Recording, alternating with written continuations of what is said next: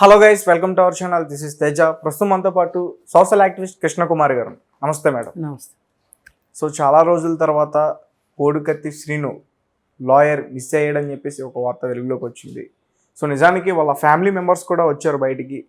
మా ఆయనకి థ్రెట్ ఉంది, మా నాన్నగారికి థ్రెట్ ఉందంటూ వాళ్ళ కొడుకు, మా ఆయనకి పోలీసుల దగ్గర నుంచే ఒత్తిడి ఉందని చెప్పేసి వాళ్ళ భార్య ఇద్దరు కూడా మీడియా ముఖంగా వచ్చి మాట్లాడారు. సో ఎందుకు ఇలా జరిగిందంట? ఇప్పుడు ఏం జరుగుతుందంటే కోడికత్తి సీను విషయం అసలు దాదాపు 5.5 సంవత్సరాల క్రితం చంద్రబాబు నాయుడు అధికారంలో ఉన్న సందర్భంలో వైజాగ్ ఎయిర్పోర్ట్లో కత్తితోటి దాడి జరిగింది జగన్మోహన్ రెడ్డి మీద. అది చేసింది పలానా అతను అనేది వచ్చింది. అయితే దానికి సంబంధించి ప్రాథమిక సాక్ష్యాధారాలు కూడా చూడకోకుండా ఆ రోజు ఒక రాజకీయ ఒత్తిడి కారణంగా కేసు పెట్టడం జరిగింది. అనుమానితుడిగా అతని మీద కేసు పెట్టడం జరిగింది. అతన్ని రిమాండ్కి పంపించారు. రిమాండ్కి పంపించిన పరిస్థితుల్లో కారణాలు ఏంటి అంటే, జగన్మోహన్ రెడ్డి ఆ రోజు వైజాగ్ ఎయిర్పోర్ట్ నుంచి అక్కడ వైజాగ్లో అన్ని హాస్పిటల్స్ ఉంటే కూడా ఏ హాస్పిటల్లోనూ చూపించుకోకుండా ఆయన హైదరాబాద్ వచ్చి, అదేమంటే నాకు విజయవాడ ఆంధ్రప్రదేశ్ పోలీసుల మీద నాకు నమ్మకం లేదు, అలాగే ఆంధ్రప్రదేశ్ హాస్పిటల్స్ మీద నాకు నమ్మకం లేదు అని చెప్పి ఆయన వచ్చేసేసి ఇక్కడ హైదరాబాద్లో హాస్పిటల్కి వెళ్ళి చెకప్ చేయించుకొని నానా హడావుడి చేస్తే ఇక ఆ సందర్భంలో సాక్ష్యాధారాలు ఉన్నా లేకపోయినా, ప్రాథమిక సాక్ష్యాధారాలు ఉన్నా లేకపోయినా కేసు కట్టకపోతే ఇది ఒక రాజకీయ దుమారం అయ్యేటట్లుంది, కావాలని కక్ష సాధింపు చర్య అని ఎక్కడ అనుకుంటారో అనే ఉద్దేశంతో ఆ కేసు ప్రొసీడ్ అయింది. మామూలుగా అయితే అసలు ఆ కేసు 41 CRPC ఇచ్చి పిలిచి విచారించి మాట్లాడి పంపించేదగ్గ కేసు,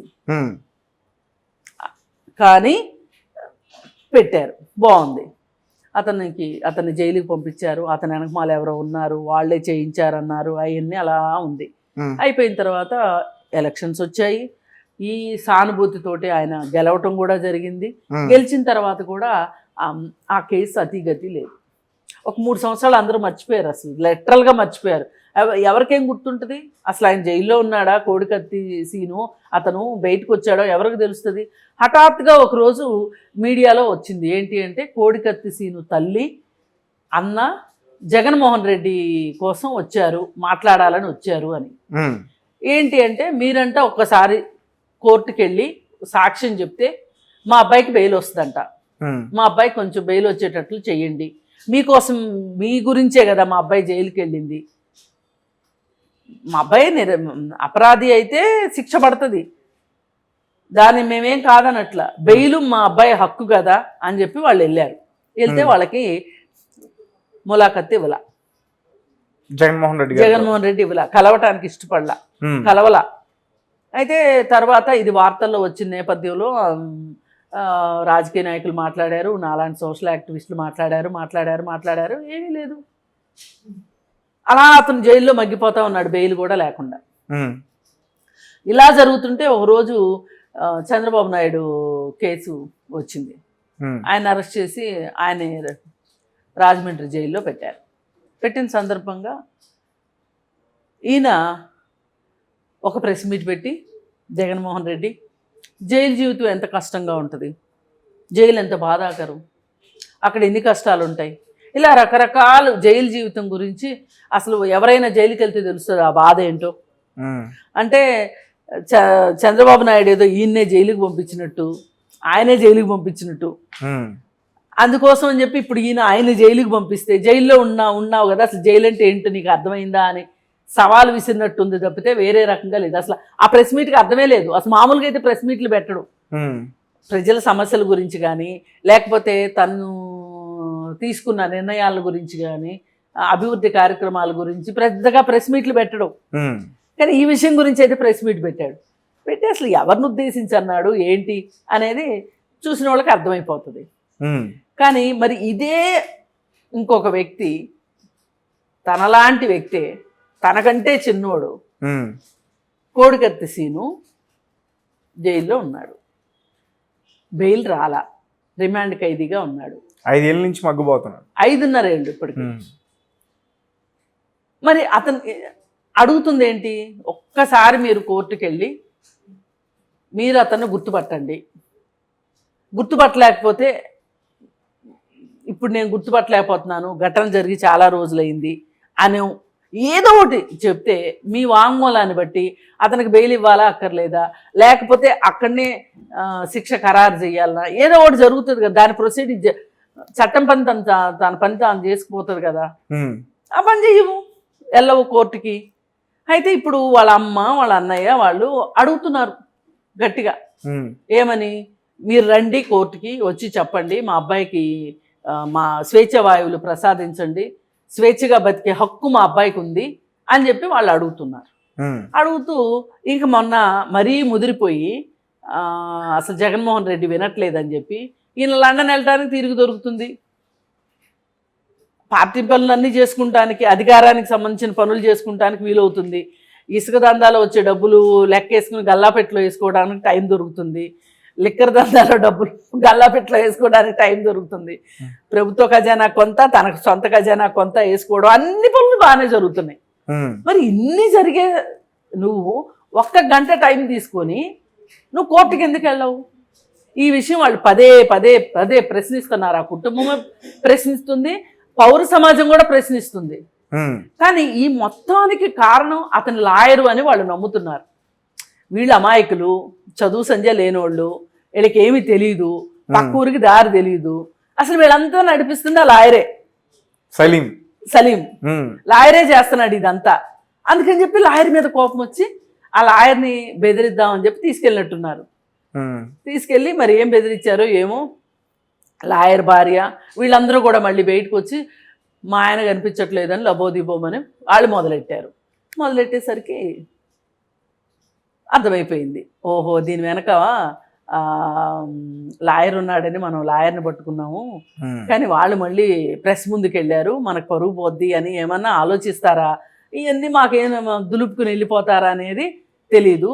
కానీ ఇప్పుడు లాయర్ మళ్ళీ సురక్షితంగా బయటకు వచ్చాడు. కానీ ఆ లాయర్ మీద ఏమైనా 3rd డిగ్రీ ప్రదర్శించారా, లేకపోతే అతన్ని ఏమైనా బెదిరింపులకి లోన్ చేశారా, భయపెట్టారా, ఏం చేశారన్నది తెలియదు.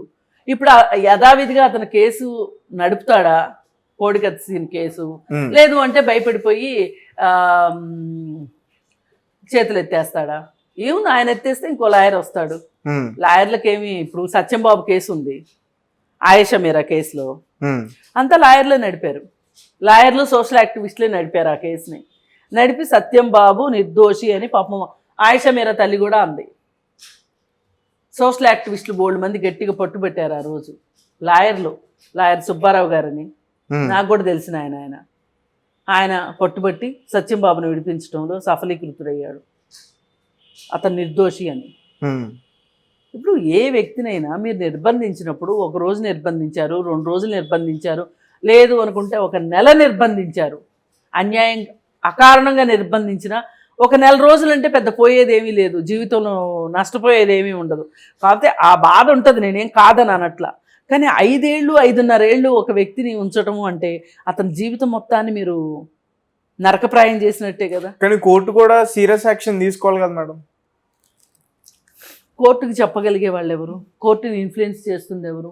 అందుకే కోర్టుల్లో సామాన్యుడికి, అతి సామాన్యుడికి, పేదవాడికి, ప్రతిపక్షాలకి న్యాయం దక్కంది. అందుకే మరి చంద్రబాబు నాయుడు ఎందుకు 52 రోజులు ఉన్నాడు? ఇప్పుడు మీరు 52 రోజుల తర్వాత బెయిల్ ఇచ్చేటప్పుడు అసలు నిజంగా ఆయన నేరం చేశాడు అని అంటే కనుక అసలు బెయిల్ ఇవ్వద్దు కదా. మీరు తొందరగా విచారణ చేసి ఫాస్ట్ ట్రాక్ కోర్టులో పెట్టి ఒక అవినీతిపరుడు ప్రతిపక్ష నాయకుడిగా ఉండటానికి అర్హత లేదు అని చెప్పి ఆయన నేరాన్ని నిరూపణ చేసి జైల్లో పెట్టొచ్చుగా. మీరు 52 రోజుల ముందు అరెస్ట్ చేసిన రోజున ఏ స్టేట్మెంట్ ఇచ్చారో 52 రోజుల తర్వాత కూడా అదే స్టేట్మెంట్ ఇస్తున్నారు. మీరు మార్పు లేని స్టేట్మెంట్ ఇస్తున్నారు. అంటే మీకు 52 రోజుల పాటు అతను ఏం చేశాడు అనేది మీకు అర్థం కాల. మీకు ముందే కూడా తెలుసు ఆ సంగతి, కానీ అరెస్ట్ చేయాలనుకున్నారు కాబట్టి చేశారు. ఇప్పుడు కోడికత్తి సీన్ కూడా ఇంతే, కేసు కూడా ఇంతే. జగన్మోహన్ రెడ్డి అంటూ వెళ్ళి కోర్టుకి వెళ్ళి చెప్పాడు అంటే అతనికి బెయిల్ వచ్చి తీరుతుంది ఖచ్చితంగా. అతనికి బెయిల్ వస్తే అతను బయట ప్రపంచంలోకి వచ్చి ఎవరికేం చెప్తాడో ఎవరికేం చెప్తే రేపు ఎలక్షన్స్ ఉన్నాయి, సానుభూతి ఎక్కడ పోతుందో అని నీ స్వార్థ ప్రయోజనం కోసం నువ్వు ఒక దళితుడైన అసహాయుడైన వ్యక్తిని ఎన్నుకుని అతని చేత ఆ నేరం చేసేటట్లుగా చేసి నాటకం ఆడిచ్చి నువ్వు లబ్ధి పొందావు. మరి అందుకే కదా అంటుంది, ఒక దళితుడు కాబట్టి చేయగలిగావు నువ్వు కోడికత్తి సీన్ని. మరి అదే దళితుడు అయ్యుండి అదే దళితుల కోసం జీవితాన్ని దారబోసిన అంబేద్కర్ బొమ్మ ఆ చేతులతో ఎలా ఆవిష్కరించబుద్ధి అయింది నీకు? నీకు అర్హత ఉందా అసలు? అంబేద్కర్ బొమ్మని ఆవిష్కరించే అర్హత ఉందా? నువ్వు ఏ దళితుడినైతే దళితుడు కాబట్టి నువ్వు ఈ పని చేయగలిగావో, మరి అదే దళిత జాతికి చెందిన నాయకుడిని నువ్వు ఎట్లా బొమ్మ పెట్టి ఆవిష్కరించావు? అదే ఇంకొక దళితుడిని డాక్టర్ సుధాకర్ని కరోనా టైంలో మాస్కులు అడిగిన పాపానికి చచ్చిపోయేటట్లు చేసావు కదా. మరి అలాగే నీ ఎమ్మెల్సీ ఒక అతను తన డ్రైవర్ని, దళితుడైన డ్రైవర్ని చంపేసేసి డోర్ డెలివరీ చేస్తే నీ రాజ్యంలో ఏం జరిగింది? అతనికి బెయిల్ వచ్చింది. వెంటనే బెయిల్ రావటమే కాదు, తప్పట్లు తాళాలతోటి నీ పార్టీ నాయకులందరూ కలిసి అతన్ని స్వాగత సత్కారాలతో తీసుకొచ్చారు. జైలు నుంచా? బెయిల్ వచ్చిన రోజున జైలు నుంచి తీసుకొచ్చారు.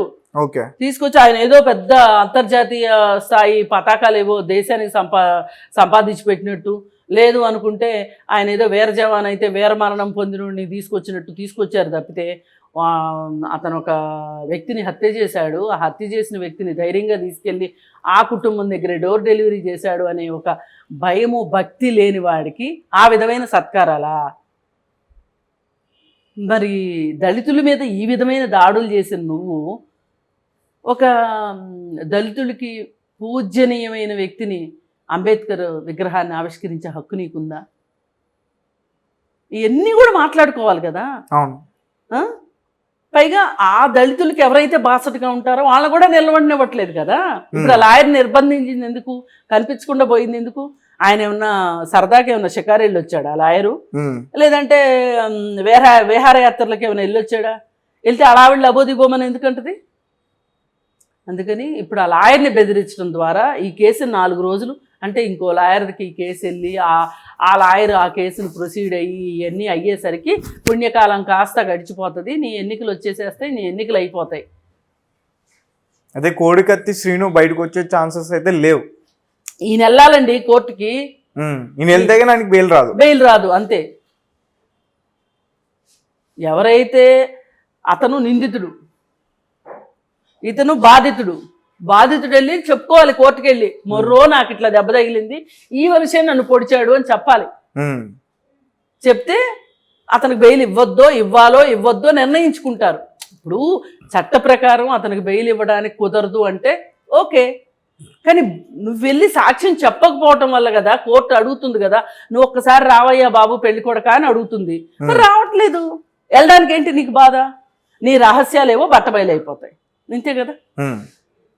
అందుకని మనం కోరుకునేది ఏంటి అంటే, ఎవరైనా దళితులు మరీ ముఖ్యంగా మీ మీద ఎవరన్నా ప్రేమ వలకబోస్తున్నట్టు నటిస్తే మటుకు ఆ నటనను చూసి మోసపోక, ఎందుకంటే చెప్పడానికి